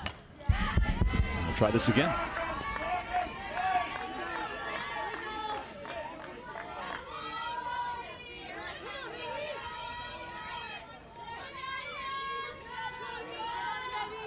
That's a senior who looks undeterred by a good 2-strike hitter in Nadia Sykes. Well, she's staying composed. You see it, she goes through her same routine each and every time. That is off the end of the bat and goes foul.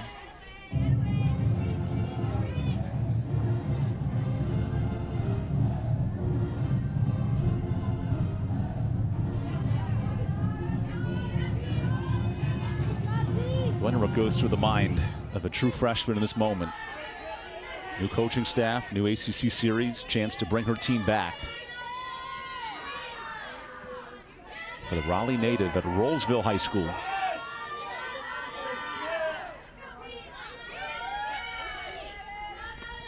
Swing and a miss. Peyton Tidd with 6 punch-outs, leading Notre Dame 1 inning away from a series win. We'll go to that final inning when we come back.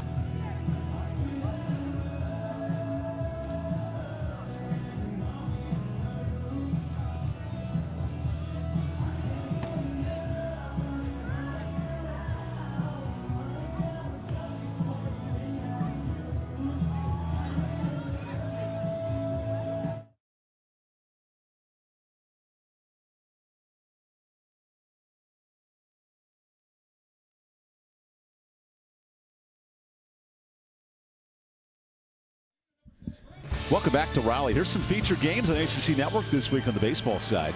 Number 19, NC State hosts number 17, Virginia, Thursday at 7. Then in Game 2, Virginia Tech and Miami on Friday. And then Saturday, Notre Dame and top 5 Wake Forest for an ACC Network doubleheader with BC and Florida State. Sprinkling the entire league for ACC baseball coming up this week. Notre Dame going to its bench, up 4 in the 7th. Fighting Irish have lived on the home run here in Game 3, and now Bryn Poznansky comes up at Irvine, California.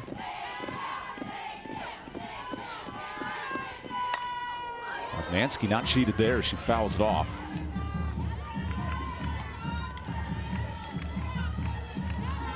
Notre Dame here in the top of the 7th would really like to extend this to a 5-run game. The way NC State has hit the ball, you know, 4 runs is not insurmountable to come back from. Slow roller to short. Marbury is all over it.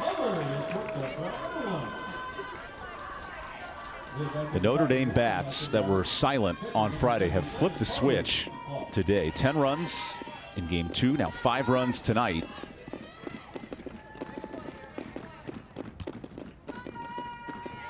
And you hear the rally pads getting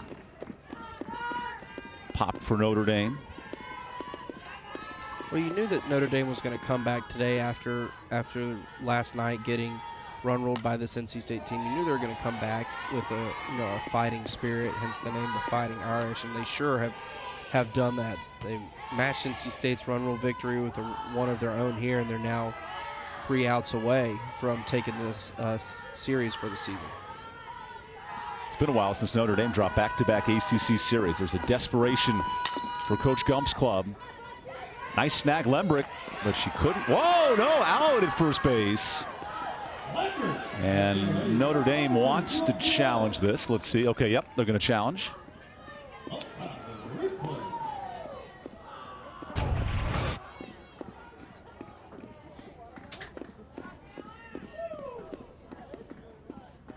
You know, the more I look at that, the call on the field is out. Wait a second. I think Notre Dame might have.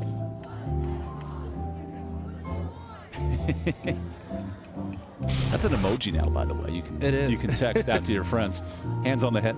Well, Carly Kloss is someone that you want on the base pass as many times as you can. She's so fast. She's so smart on the base pass. So I like Notre Dame challenging this one here. Oh my goodness. I mean, if you can. So the call is out. Remember, it's hard, you have to be conclusive to overturn this and indisputable. I guess you could say that's indisputable. I don't know. That is so tough. I mean, her foot's. So you're saying stick with the call on the field? I just don't. You know, earlier in the day, in the first game, we saw the replay official come through, and it was clear as day. Easy decision for them to overturn the call from out to safe. And then right here, it's just I don't see enough to make you change the call. Umpires looking at all these angles we're showing you, which is the good news. I mean, the key is at what point can you definitively say that the ball is in Haley Hayslip's glove?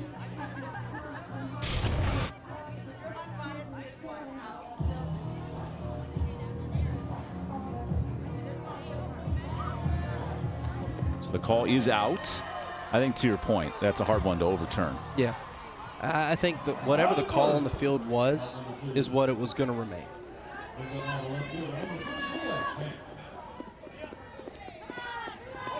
There's Chris Hyde confirming the call. And now with 2 outs, Leah Hanks steps in.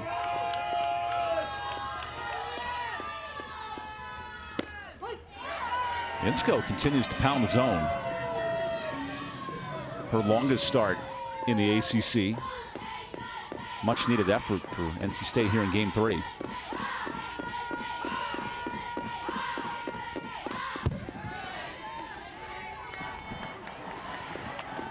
True freshman has been asked to turn into the new ace and the leader of the pitching staff. Lived up to it this weekend. 6 innings and a 3-run win yesterday. Now facing a resurgent Notre Dame order. You don't want to wake up a lineup that finished 7th in the country in batting average and top 10 in on base last year. You don't, but you know, a team like that, you're not going to keep them down for long. It's just a matter of can you keep them down long enough. Here's a big swing. Hanks heard it. That one's rocketed out of here for a solo home run. That's an all-important insurance run for Notre Dame right there. That makes it a 5-run lead, and that's big, especially in this ballpark, the way the ball has flown today.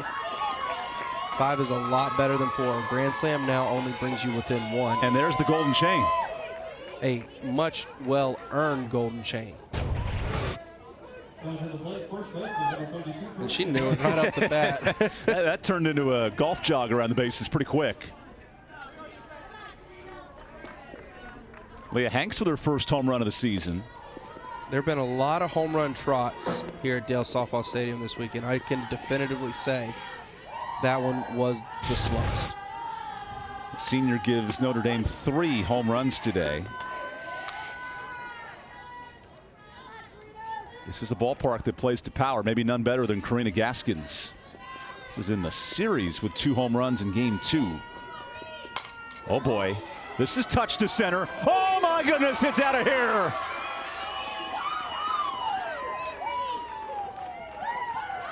Crown her the queen of the ACC this weekend. Gaskins is having herself a series.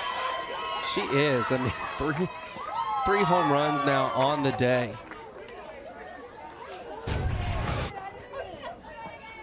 She just you just see it. She just extends her hands just the slightest bit, and she's so strong. She easily gets that over the wall in center field. A trio of home runs for Gaskins. So wait, do you just rip the chain off of Hanks right away and you put it on Karina? How does this work? Do they have extra chains? Do you travel with multiple chains? I think they're going to have to start doing that. Just one chain. Confirmed by Dan the Man, the SID. So Leah Hanks doesn't even get to enjoy her home run chain. Which, I guess if you hit back-to-back home runs, which has happened twice today. You're willing to give it up then, okay, I get it. And Orozco, who hit a home run herself and gave up the chain a moment ago, last inning, she now steps in.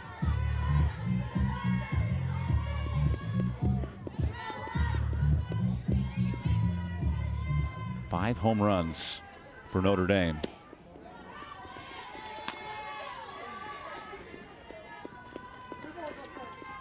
Six in the series for the Fighting Irish.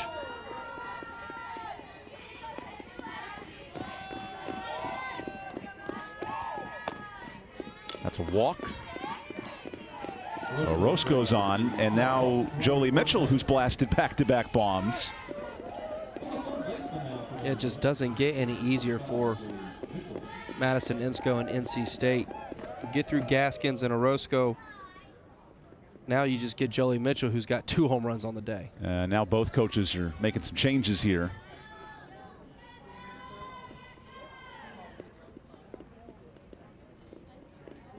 Coach Boland's making a pitching change. So Gore comes in. And the freshman Insco's day is done.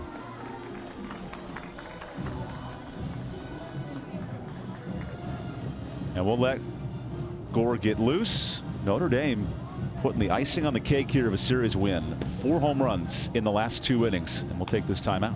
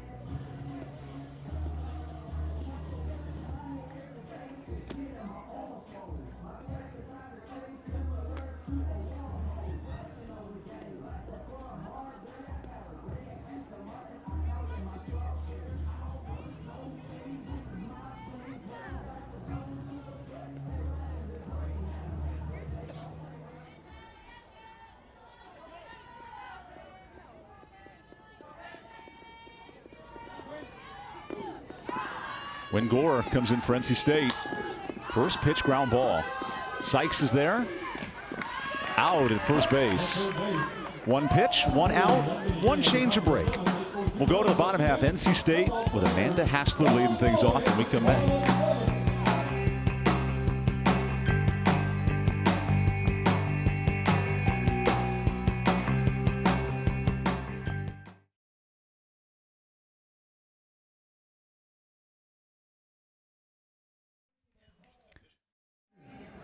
If you have someone who never gives up, there's great hope. The persistence, the idea of never, ever quitting. Don't ever give up. Let me hear you, Old Black Nation.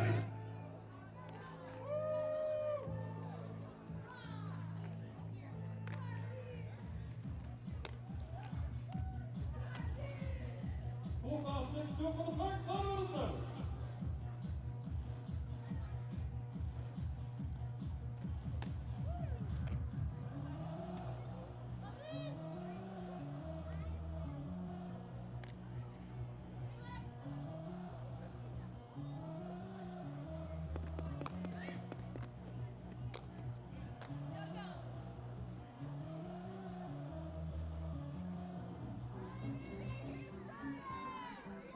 We get to the bottom of the 7th. Your pitcher number 3, she is Amanda Hassler.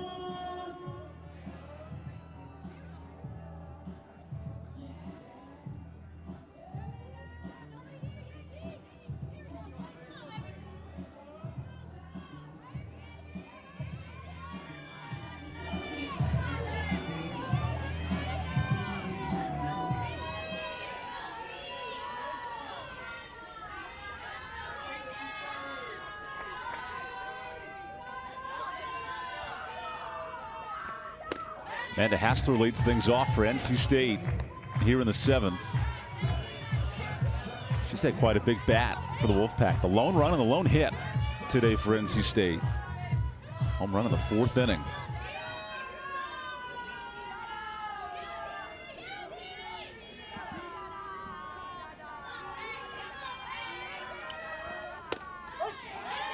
There's strike one. So Hassler this weekend over 4 hits, 3 have left the yard, 5 RBI. This is swing for swing with Notre Dame's done all weekend. Yeah, she's matched Karina Gaskins for Notre Dame with home runs on the weekend. Just great power display by both of these teams.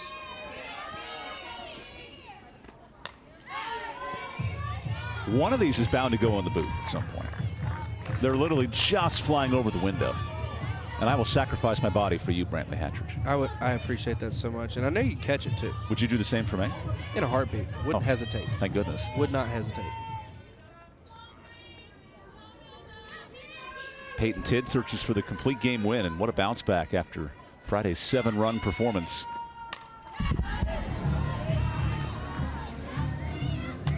Even Carly Kloss pretty busy back there behind the plate.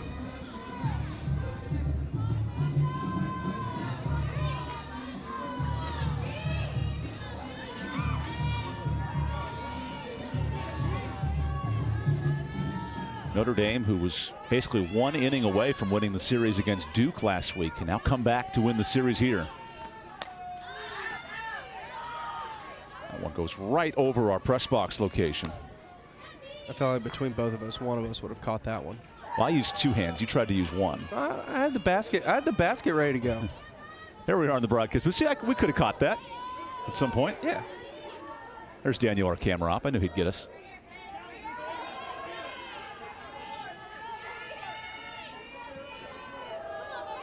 Now the 1-2. Another pop fly. Mitchell couldn't get there.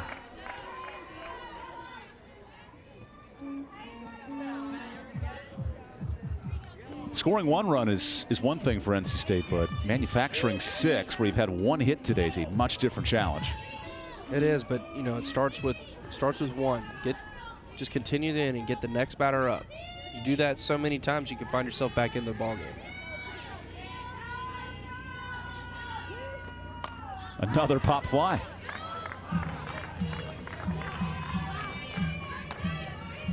I mean, that's a steady diet from high and inside. Yeah, I mean, with a 1-2 count, you can pretty much do anything here. You could try, you know, soften away here, but I mean, you could go anywhere. You got a couple pitches to work with. 1 strikeout shy of her season best is 7. Catcher has other intentions for NC State. I'm running out of room on my scorebook for all the foul balls.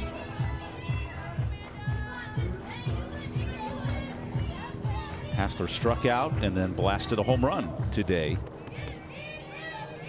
Now she tries to extend the 7th inning, the lone hit for the Wolfpack this afternoon.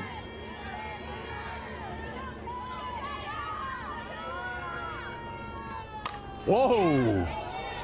Now that is going to break a window. Oh, yeah.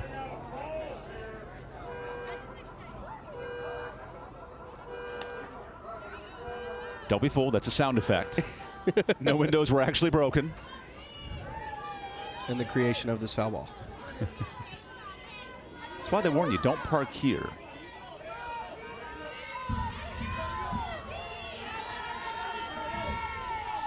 Peyton Tidd with a long battle against Amanda Hassler. Oh my God, watch out. The poor photographer for Notre Dame almost got decleated. The netting just saved his life. He's got to stand there and wear it. That's what pros do. See, he's smart. He's like half behind the net, but his lens is exposed. And that's not a cheap lens.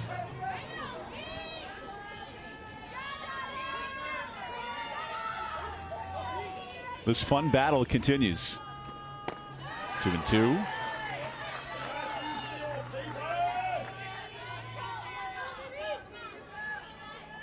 I can confidently say this is the longest at-bat of the weekend. Graphics supported. Yep, there it is right there. 12th pitch of the at-bat. Hassler versus Tidd, part 3. There you go. Make it 13. What a fantastic at-bat. I mean, down 6 runs. Notre Dame on the verge of bouncing back and taking a doubleheader to get the series victory, and Amanda Hassler just continuing to fight.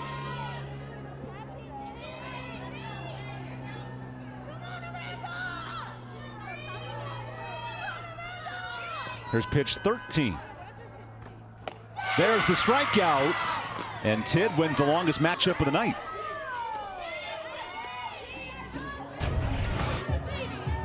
The mental fortitude there by Peyton Tidd to be able to continuously stay focused on this at bat after throwing pitch after pitch after pitch. That is just a fantastic pitching sequence there by Peyton Tidd. And that's why Peyton Tidd's just matched her season best with 7 strikeouts. A 65-game winner in her Notre Dame tenure.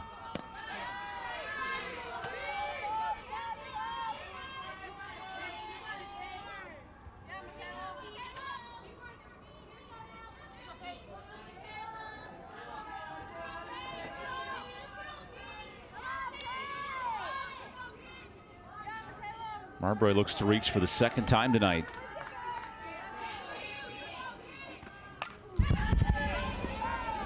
NC State's not getting cheated at the plate. I will say that in the 7th inning. No, they're taking very healthy hacks, and you can see Devin Boland down there smiling, encouraging his team. Every swing, just constant encouragement.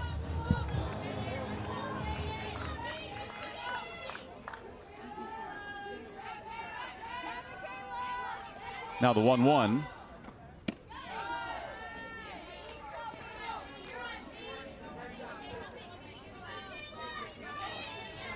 With this being a doubleheader tonight, no game Sunday, so each team gears up for the midweek. Notre Dame will stay in town all week.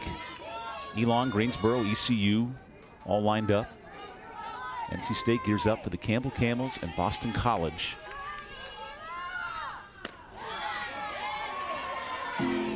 Spring break in North Carolina. What could be better? And the Notre Dame finally opens the home slate here coming up against Miami of Ohio and then Western Michigan to close out spring break.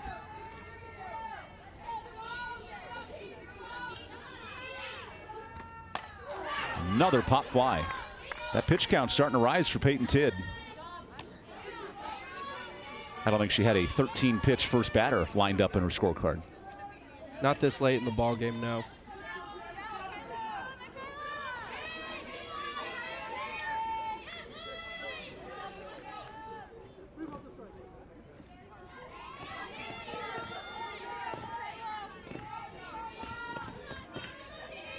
Now the 3-2. This is lined to center. That'll stay in the park.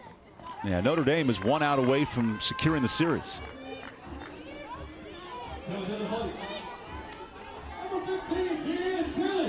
The fortitude of Peyton Tidd in this inning, because 110 pitches later, she looks just as good as the first batter she got out. She has, and you know, she had an axe to grind with NC State today.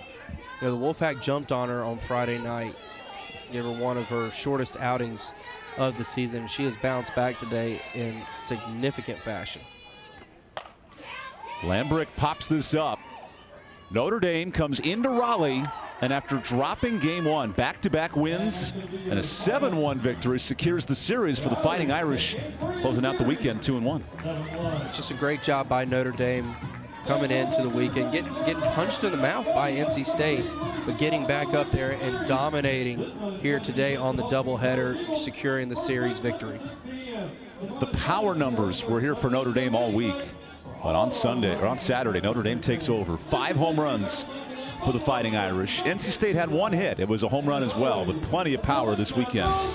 For Brantley Hatridge, I'm Evan Budrovich. Notre Dame sweeps the doubleheader. A little bubble gum for the All-American. A little bit of fun for the 2 clubs. And then home runs aplenty. Notre Dame goes back-to-back in 2 straight innings. And the Fighting Irish take the series 7-1 in Game 3. This is a presentation of ESPN.